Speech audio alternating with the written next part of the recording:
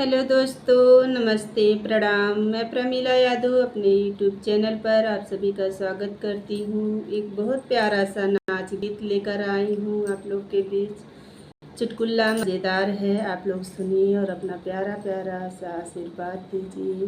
धन्यवाद।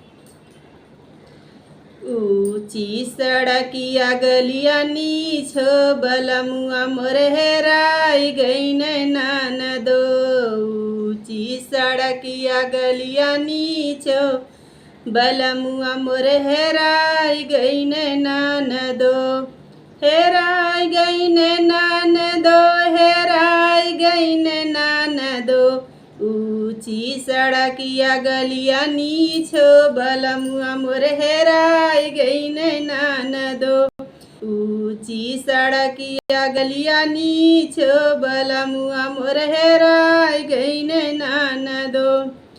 बलमु के पवती तो सिंदूरा लगवती, बलमु के पवती तो सिंदूरा लगवती। राख तो मंगियावा के बीच बलमुआ मोर हेराई गई ननदी। राख तो मंगियावा के बीच बलमुआ मोर हेराई गई ननदी। ऊंची सड़किया गलिया नीछो बलमुआ मोर हेराई गई ननदी। ऊंची सड़किया गलिया नीछो बलमुआ मोर हेराई गई ननदी। बलमु के पवतो तो टिकुली लगवती, बलमु के पवतो तो टिकुली लगवती। साट तो लीला रवा के बीछो बलमुआ मोर हेराई गई ननदी। साट तो लीला रवा के बीछो बलमुआ मोर हेराई गई ननदी। ऊंची सड़किया गलिया नीछो बलमुआ मोर हेराई गई ननदी।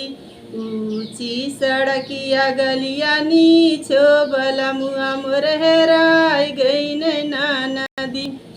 बलमु के पवतो तो कजरा लगवती, बलमु के पवतो तो कजरा लगवती। राख तो नया नवा के बीछो बलमुआ मोर हेराई गई ननदी। राख तो नया नवा के बीछो बलमुआ मोर हेराई गई ननदी। ऊंची सड़किया गलिया नीछो बलमुआ मोर हेराई गई ननदी। ऊंची सड़किया गलिया नीछो बलमुआ मोर हेराई गई ननदी। बलमु के पावतो तो सेजिया लगावतो, बलमु के पावतो तो सेजिया लगावतो।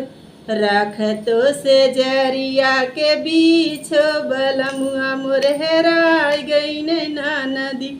राख तो दिलवा के बीछो बलमुआ मोर हेराई गई ननदी। ऊंची सड़किया गलिया नीछो बलमुआ मोर हेराई गई ननदी। हेराई गई ननदी, हेराई गई ननदी। ऊंची सड़किया गलिया नीछो बलमुआ मोर हेराई गई ननदी।